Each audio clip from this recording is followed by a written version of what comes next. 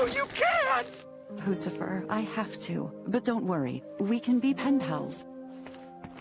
But I can't hold a pen! Okay, here we go, for possibly the last time.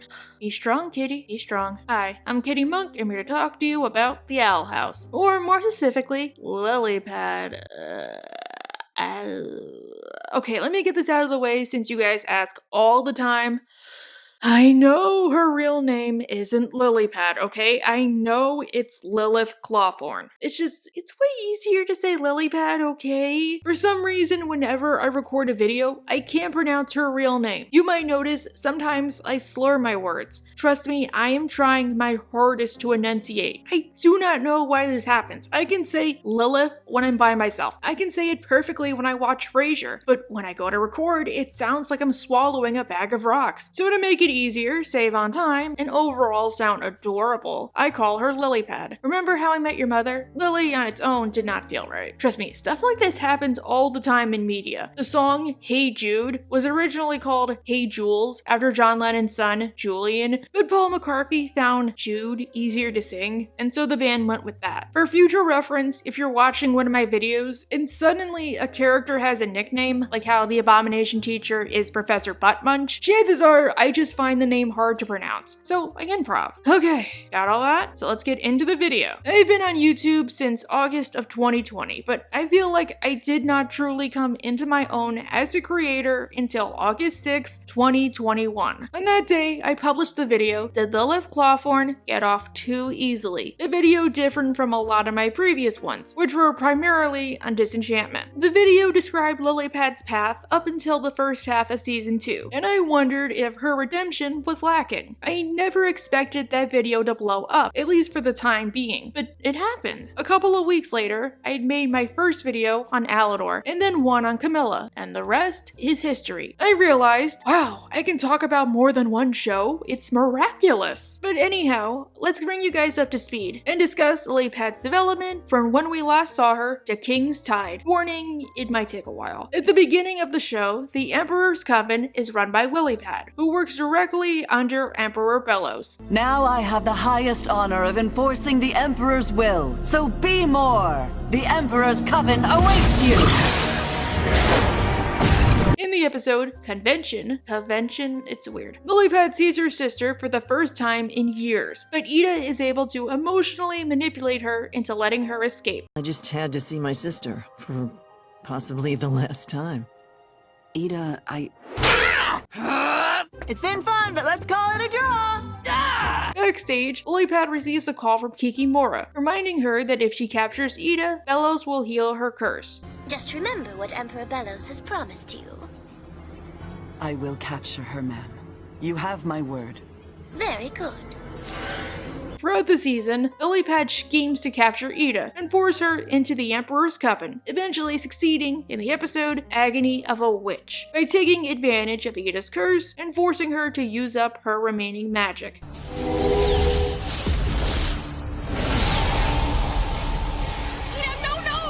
Now, in hindsight, I find that moment more heinous than I did before. I've started going on medication for mental health problems. I said it before and I'll say it again. While I don't think this was the intention of the crew, Ida's curse has a lot of similarities to a mental illness just as much as a physical one. So yeah, not a proud moment. This episode is important as it reveals that lilypad herself was the one to curse Ida, doing so when they were kids in order to win a duel to join the Emperor's Coven. Emperor Bellows always said, to be great you have to make sacrifices. I found a spell that would take away her powers. She thought the spell was meant to last for a day, but clearly she did not read the serving size or the fine print. And what greater irony than this? No, I refuse to battle my sister. I've decided the covens aren't really my style. Hey, don't forget me when you're a big shot, sis. Damn, sorry. In the next episode, she learns that Bellows isn't a ducking idiot. As Ida won't freely submit, he would much rather execute her and then go watch reruns of Judge Judy. Taking her to the healing ceremony? I will not be healing her. But you promised me. Don't be so naive, Lilith. Kinda makes makes me wonder what he would have done if she laid down her weapons and pledged her allegiance, or at least gave him the portal. He probably would have executed her anyway, just to be sure, but I could see him keeping her locked up and then parading her around as a PR stunt. This is what happens when you turn against the Titan. I mean, she doesn't have magic anyways. She can't defend herself. So lilypad teams up with Luz and King, both of whom are highly reluctant, to save Ida, and after Bellows pardons them, she redeems herself by splitting the curse and losing her magic, but managing to buy her sister more time. Can you still do magic? That's a no. I feel that I've been weakened as well. In my initial video, I made the point that I thought she got off a little too easily, and her arc was one of the biggest signs of season 2 being rushed. Mostly because it felt like the show forgave her for the wrong things. Now, this wasn't all bad. At first, I liked that little mini arc where lilypad had to learn to live without magic. I have to do this alone. Because if I can't, what kind of witch am I? And later, had to see what it was like to live with the curse and put up with the side effects. Help me! This is what happens when you don't take your medicine at the same time every day. Set an alarm, goddammit. At least Ida knows well enough to stockpile elixir in random spots.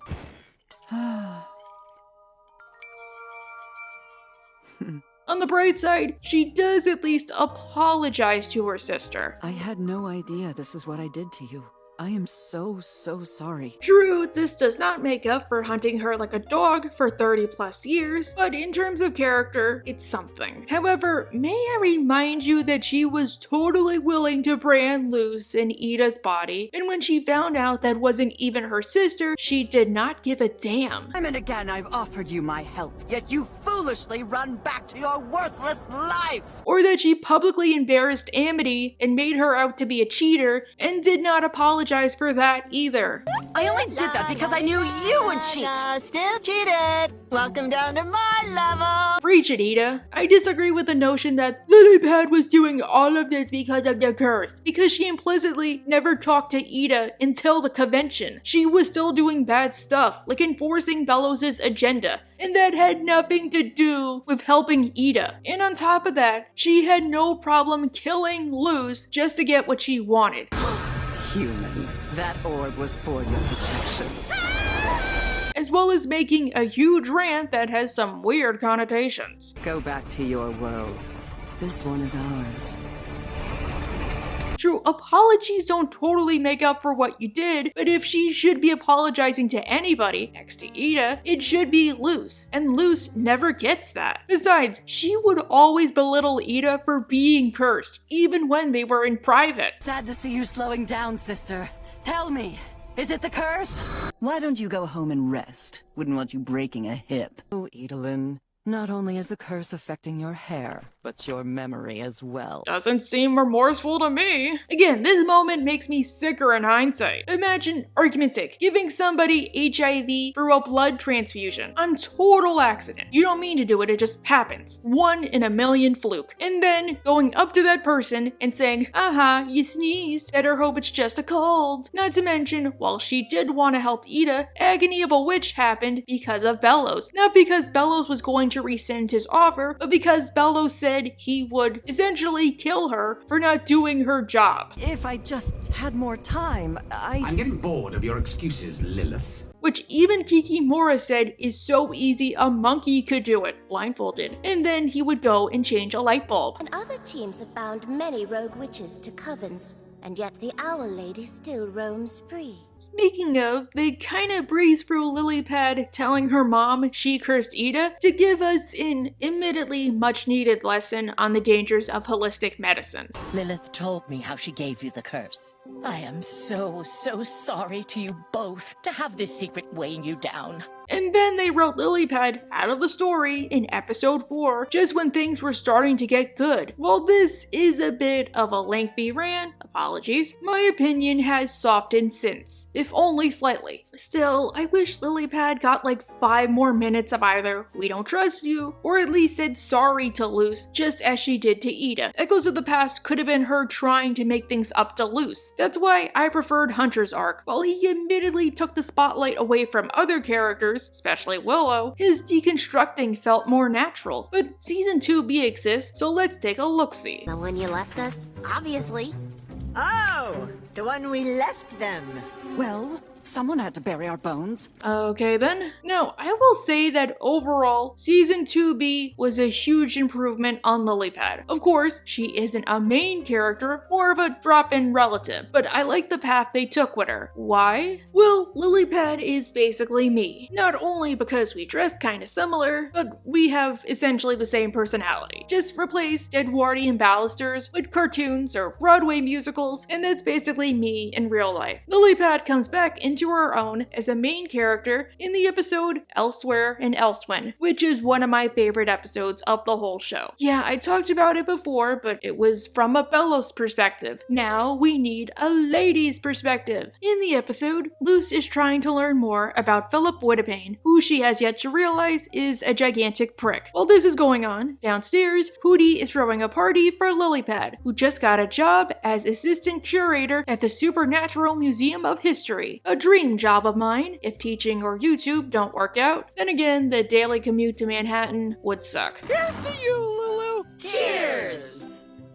Yeah, Lilith is pretty much me at parties. Wow, I can say Lilith again. That's good. And I know the party is meant to be kinda sucky, but I would love those balloons. Eyeballs are awesome. They help you see. Outside, Lilith is talking with her old mentor, Flora Desplora. I have questions about that name. Unlike Hunter, Laura probably gets weekends off and holidays. Laura has been sent by Bellows to be sure she isn't getting into trouble, and to tell her that, as a further kick in the shin, he's cleared out her office. Lilypad tells Luce about what it means to be an assistant in a nutshell. Your boss gets to go off and do fun stuff, and you're stuck in the office doing everything they're meant to do, and they get all the credit, especially when said boss is doing the job of the Victorians and making sure we don't know anything about mummies. All I ever got to do was desk work while she goofed off riding wild snake horses and Sources. and eating mummy jerky. That was a real thing, look it up. Lilypad decides the best thing to do to show up to Flora is to make an exhibit that'll have her go, "Well, Lilypad, you changed, I was wrong." I'll come up with an exhibit that'll knock the Titan's socks off. Sorry, Lil, I don't think you'll get closure, but I like the intention. One problem I thought Season 2B would bring is when we'd meet Lilypad again, she'd be a completely different person, in the worst possible way. Like, she'd master the Raven Beast off-screen or something like that. But that's not exactly what happens. In fact, we don't even get Harpy Lilypad. True, being at her parents' house might have changed her personality, but I think the point was she was just allowed to express herself once again after so many years. And after what we saw in Season 2A, it makes sense she turned out like this. And also, once again, I love your fashion choices. Luz is still frustrated that she can't talk to Philip and goes to Ida, who suggests she try and find a time pool, which can allow you to go back in time. There are stories about these things called time pools. Mythical puddles that act as windows into the past, but they're never in the same spot twice. Lilypad is trying to come up with an exhibit. It's almost as if the Emperor wanted Flora to tick me off. Yeah, it's not like he interacted with a time traveler, Back to the Future style. Lilypad has some ideas. The architectural history behind Edwardian balusters. This won't work, will it? Yeah, I don't think Flora would like it, but somebody might. In question, why not make it a full walkthrough exhibit? People like that. Now, have you ever wanted something but your parents won't give it to you? So you go to your other parent or elder adult figure? Luce does this with cool Aunt Lilypad. And yes, she calls her cool Aunt Lilypad. But why would I lie about that? Presenting her the idea of time pools. You can make an exciting exhibit on time pools, and maybe I can get information on how Philip made the portal door. Lilypad says it's always possible. I did cobble together a device to find these with Ida. It should be in the box Flora returned to me. It's almost as if the Emperor wanted Flora to tick me off. You said it, not me. The two go to the beach to find some time pools. Wait! Stupid rock! Yeah, high heels can always be a bother. Just hum the lyrics to Enter Sandman. That's what I do. Stupid rock! Eventually, they manage to find a time pool and end up in the Savage Ages, which lilypad reminds Luz were called such for a reason. Why did Bellows want to banish wild magic again?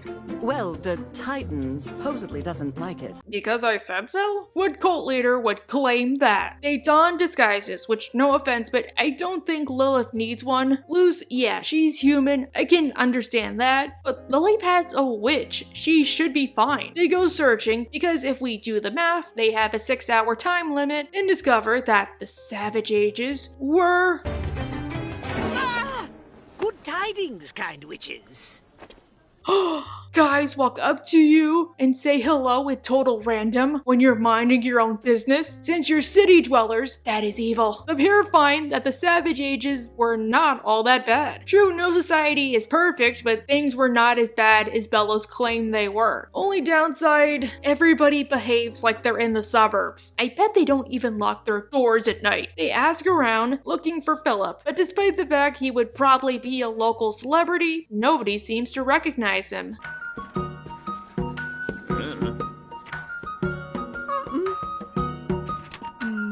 Nope. Well, I mean, the Boiling Isles are a big place. Dance, human, dance!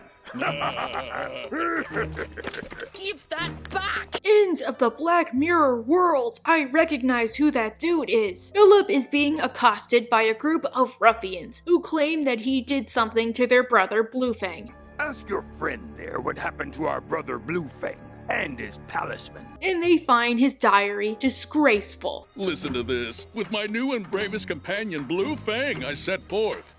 His strength should make fast work of any task. More like real-life fan fiction, am I right? Luz has yet to learn you don't jump into situations when you don't know the full details. That doesn't belong to you. The pair try to help Philip, who wants nothing to do with witches, at least until they try to give him what he wants. I can make you crutches? I can help you find the collector. The pair pretend they're an aunt and niece who want to find the collector because they were forced out of their home by crab people. Crab people, crab people. Yep, definitely those kinds of crab people. Throughout the trip, lilypad gets suspicious of this total stranger who attempts to dissuade her nerves by appealing to her ego. Your niece is very talented. I'm sure she takes after her aunt. Oh, maybe I had a little something to do with it. But lilypad has her suspicions. The confidence, the compliments. He says everything you want to hear. It feels uncomfortably familiar. He must be a used car salesman. Eventually, they make it to the collector's hideaway, where they must solve a puzzle. But lilypad is still skeptical. We're getting everything we could have hoped for. That's just it. Look, most of this puzzle has been solved already. She solves it. Around the same time, Luz realizes Philip is bad news. Ah, I did it! I solved the puzzle! I needed a sacrifice. What'd he say? In truth, he needed 2 warm bodies to get past the door and sacrifice them to the Stone Sleeper guarding the collector. He gets away with his prize, while lilypad and Luz fight for their lives. They're almost toast, and then Luz remembers an important lesson lilypad taught her. It is gonna kill me, it is gonna kill me, it is gonna kill me! It's one of those stone sleepers from the Hectaceous period. Chekhov's gun! The 2 tame the Stone Sleeper and track down Philip. He offers them a deal where he gets everything and they get to die. Lilypad negotiates terms. I'll probably require another sacrifice sooner or later. If you or your aunt want to. You hateable sorceress! Stay mad. You go, girl. You know, that dude kinda looks like Bellows, but with a weird costume beard. Those witches! Oh, so lilypad is the reason all of this happened. Cool on lilypad indeed. Was that exhibit ever successful? I just want to know. They went through all of that. At least they'd have some payoff. Lilypad also appears in the episode Them's the Breaks, Kid, which I'm not going to talk about because it's my least favorite episode of the season. It's not a bad episode. It's fun to watch, but it adds nothing to the story beyond telling us that Rain isn't brainwashed. It feels a little bit like a backdoor pilot that retcons one or two things, especially with Bump, and it took up time that could have been used for something else. It's kind of like a better version of the body swap episode. Plus, that whole scene in King's Tide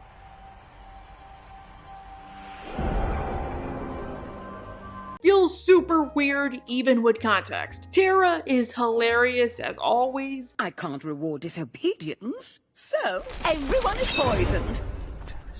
That's illegal too? Ugh. But I wish they made the point that this event might have been what caused Ida to resent Covens, or at least start to. They never said why in Youngblood Old Souls. What if, after being forced to fight Rain, Ida thinks, wait, Tara's a Coven head, and she's really a classist? They put a sadist like her in charge? She could have doubts, but then Lilypad could come in and be like, Idolin, I'm so excited we get to try out for Covens in a few months. Yeah, me too, sis. Or they make the point that Ida might have fudged a detail or two, either because this is Ida we're talking about, or she wanted to make the story more interesting, or she just misremembered. The show has made the point that memories are not always accurate. Anyhow, Lilypad actually does something plot relevant in Edge of the World. I'm actually in favor of this plan. You are? It wouldn't hurt to check. Luce and Hootie have gone with King to visit his daddy, Ego the Living Planet. Come on, I bet you dollars to donuts that's where they got the inspiration. King did want to play catch. Don't worry, child. We're almost done. Then we get to play catch, right? And he was born of the Boiling Isles. But how could the Titan make a baby with King's mom? He would smush her. Alone together, Ida and Lilypad get a moment. One that the Crystal Gems really should have taken into account. Well, more like Pearl and Garnet. Amethyst learned her lesson. Oh, this is so much bigger than I imagined, Lily. Because of me, she's wrapped up in this thing with Belos, and it's just not fair. She and King are children. They shouldn't have to deal with this. Sadly, things seem bleak. We have them surrounded. Good. Arrest anyone inside. For the Emperor. For the Emperor!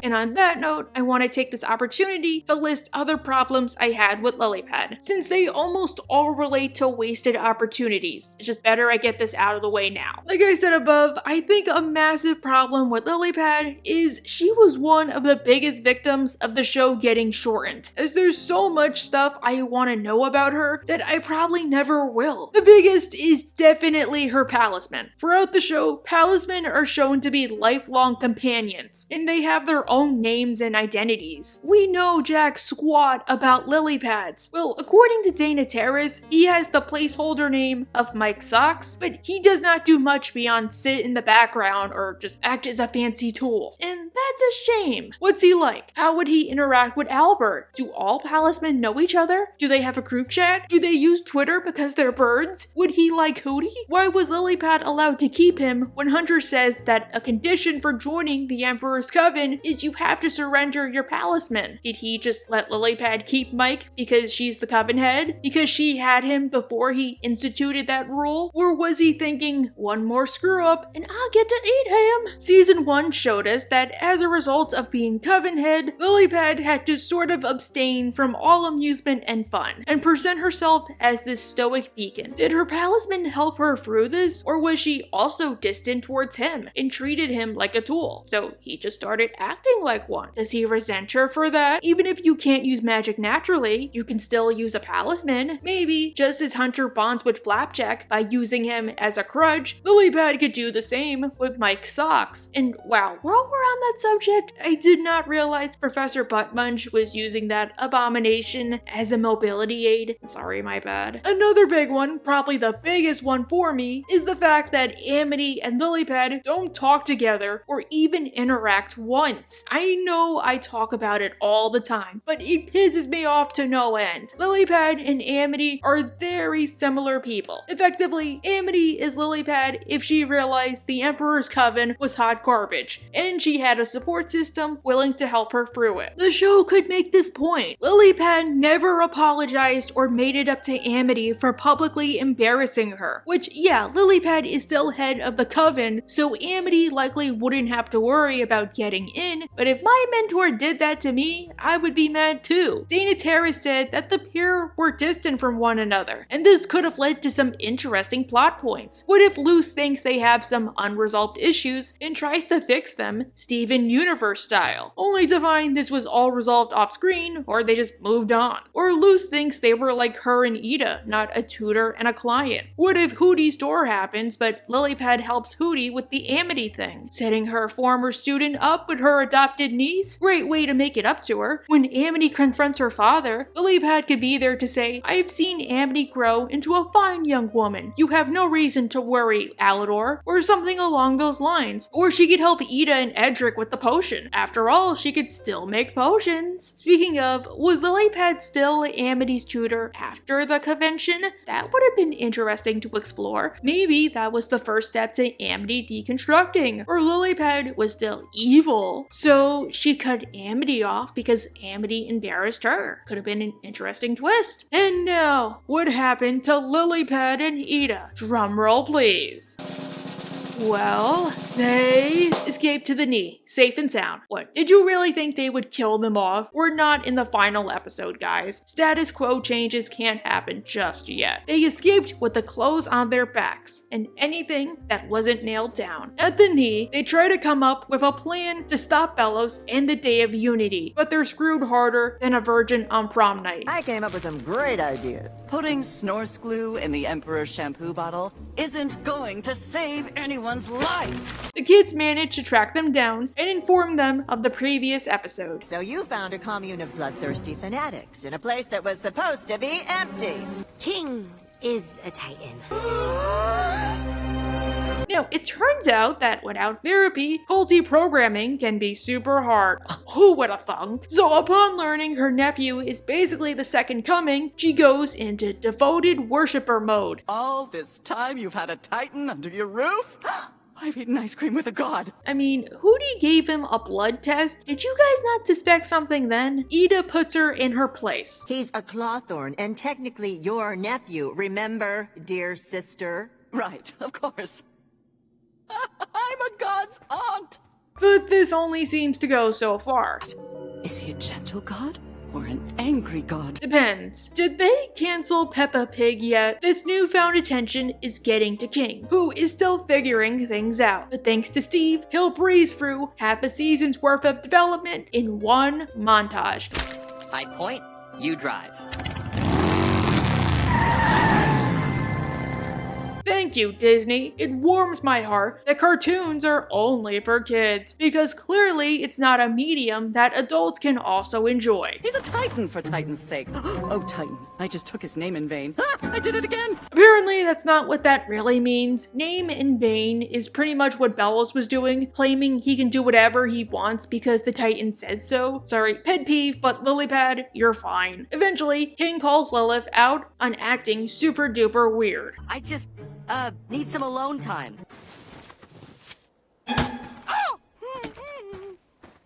Sweetie, not even Gretchen Wieners would grovel like you're doing. You should totally stab Caesar. That'll please King. Off screen, Steve introduces Lilypad and Co. to the cats. Ooh. And Lilypad realizes that she has issues she should be discussing with a therapist. You know any of this stuff when you were in charge? I'm starting to think I wasn't very good at my job. Next episode, the cats unveil their plans to stop Bellows, which will involve Ida taking on a glamour to disguise herself as Rain, and using the curse to cancel out the effects of the eclipse. Please, let me do this as a— No. You haven't had your curse that long. You don't know how it would react, but I do. You got 5 minutes to test that theory. Also, are you even still bound to the Emperor's Coven? I have questions. Next episode, Lilypad and Ida share one final moment, which harkens back to young blood, old souls. Or, don't worry, Lily. This spell declared, promise I'll be back. That's not a spell. Doesn't even rhyme. Things start to work, and then they are captured, never to be seen again. Hopefully. We still got season 3. And that was Lilypad, or at least Lilypad in season 2B. If you want my full thoughts up until season 2A, go watch my other video. Lilypad, believe it or not, is one of my favorite characters in the Owl House. And next to Tiffany Valentine and Lydia Dietz, one of my fictional style icons. However, there's no denying she has problems. The biggest being she wasn't properly utilized. Maybe Dana Terrace did not have big plans for her, maybe Disney is to blame. Regardless, Lilypad gets some pretty awesome moments, and I can't wait for the Owl House to return. Sister? Now that's a mysterious past payoff. Oh, you think that's all the mystery I got? Wait till you hear about my parents. What? You've got parents? I need to know more. Huh. It's so hard to say goodbye. I can't think of a final joke. Their safety would be your responsibility, my dear, brave Hootsifer. Wait, so Hootsifer is clearly based off of Lucifer, and Lilypad's real name is the same as Frasier's ex-wife. In some belief systems, that name is shared with the consort of the devil. Dana, you clever gal!